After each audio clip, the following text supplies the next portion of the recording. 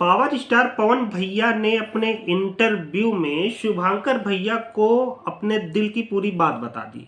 उन्होंने ऐसे ऐसे खुलासे किए जिनको आप सुनकर भी दंग रह जाएंगे। इससे पहले भी शुभांकर भैया ने अक्षरा सिंह का इंटरव्यू लिया था। अक्षरा सिंह ने अपने इंटरव्यू में ये बताया था कि कैसे पवन भैया लड़कियों को पैर की जूती समझते हैं, लेकिन यहाँ पर पवन सिंह ने अपने इंटरव्यू में सारे खुलासे किए।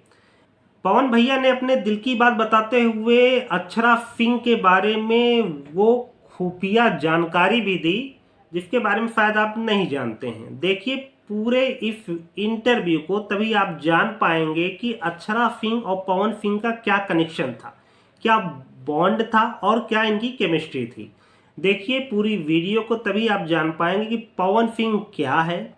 पवन भैया ने अपने इंटरव्यू में अपने दिल की सारी बात बोल दी। शुभांकर भैया ने जैसे ही पवन भैया से पूछा कि अक्षरा सिंह से आपका कैसा संबंध है, तो पवन भैया ने इसके बारे में बड़ा खुलकर बोला और उन्हें बताया कि अक्षरा सिंह एक ऐसी अभिनेत्री है जो किसी के एहसान को नहीं मानती है।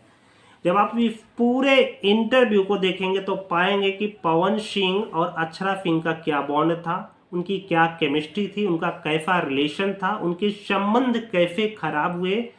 सारा राज पवन भैया ने शुभांकर भैया के इस इंटरव्यू में खोल दिए। देखिए पूरी वीडियो को, तभी आप जान पाएंगे वास्तविक रूप में पवन भैया को पावर स्टार क्यों कहा जाता है। नाम अक्षरा सिंह। हमारे यहाँ पॉडकास्ट हुआ, उस पॉडकास्ट में वो रोई भी और हजारों बातें कही, जिसके बाद उस पॉडकास्ट पे हजारों कमेंट आज भी पड़े हैं जिसपे लोगों ने कहा पूछे, जिसमें कहा गया कि रहना है तो औकात में रहो, नहीं तो बाहर जाओ। वो वीडियो कॉल पे बात कर रहे हैं, कहा गया बाहर खड़ी रहो। कोलकाता में गए, हंगामा कर दिया, स्टेज पे जबरदस्ती पैर छुआया गया और अनलिमिटेड बातें आई। मतलब ऐसी हजार बातें जो उस पॉडकास्ट में आई। और फिर ये भी कहा गया कि आखिर में उन्होंने कहा कि क्या गलत हो गया, और जब मैंने उनकी बात नहीं मानी, हाँ ये भी वर्ड था कि वो शादी कर ली और he wanted to keep me as a side में, और जब नहीं मानी मैं तो मेरा करियर खराब कर दिया गया। इस वजह से मुझे एक्टिंग छोड़ के सिंगर बनना पड़ा। बहुत बहुत सीरियस एलिगेशन है और उसमें वो रोई भी हैं, बहुत भावुक भी हुई हैं और बहुत सारी बातें आई हैं। और तब से मुझसे आपके फैंस कह रहे थे कि आप जब भी मिलेगा लाइफ में तो ये जरूर जिक्र कीजिएगा, क्योंकि ये बहुत सेंसिटिव टॉपिक है। भाई साहब, जो चीज सो गया है उसको हमसे बुलवा के फिर से क्यों जगाना चाहते हैं?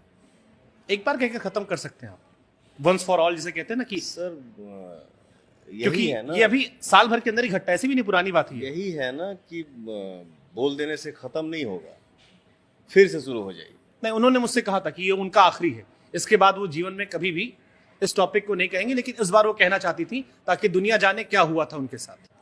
100 बात की एक बात, जब सब बना के ही बोलना है, सब जब दिमाग से ही बोलना है,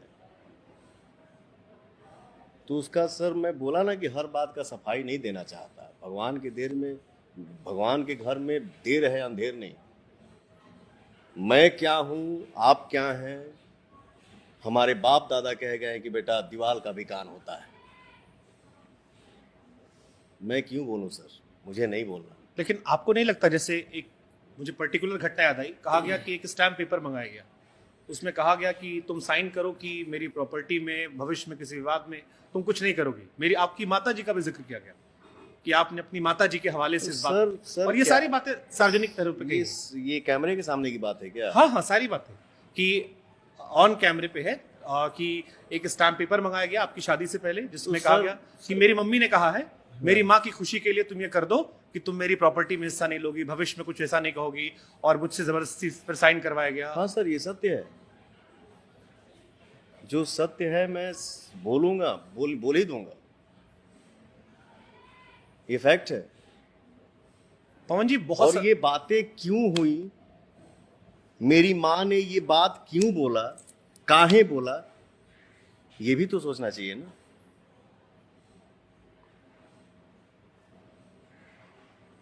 अगर पवन सिंह का और शुभांकर मिश्रा का दोस्ती हुआ, ठीक, शुभांकर मिश्रा ने पवन को बैठने का मौका दिया।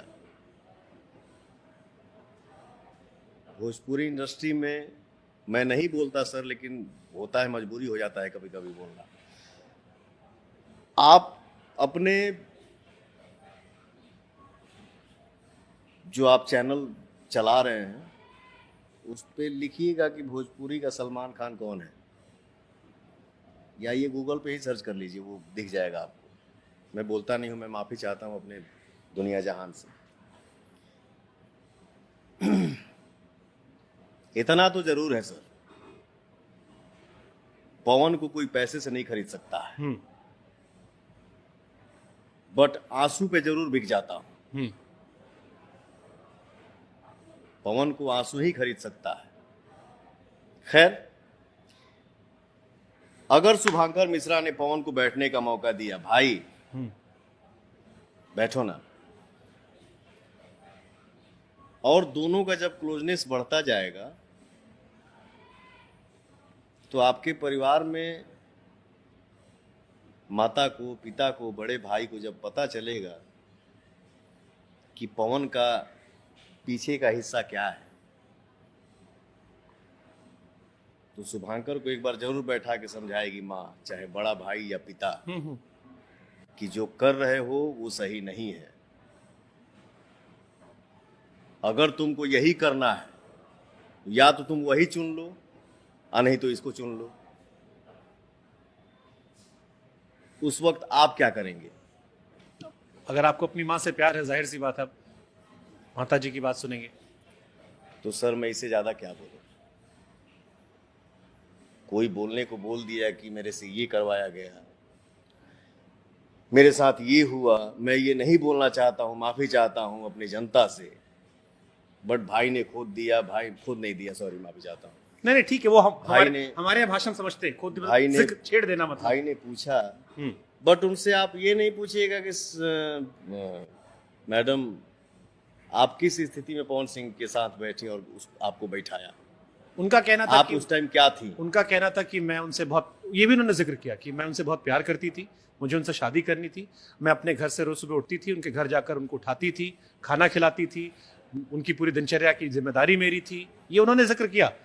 मैं आपको एक सेकंड, अगर आपने, क्योंकि ये जिक्र है भैया,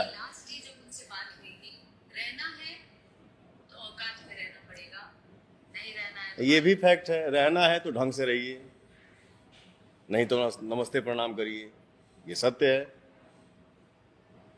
आपको जो लगेगा आप वो करिएगा। अब मैं उसको एक्सेप्ट करते जाऊं, नहीं कर सकता।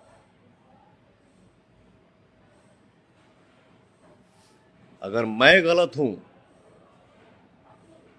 तो गर्व के साथ जाइए, आप भी गलत करिए, बट मैं सही हूं तो आपको मेरे हिसाब से ही रहना होगा, नहीं तो प्रणाम।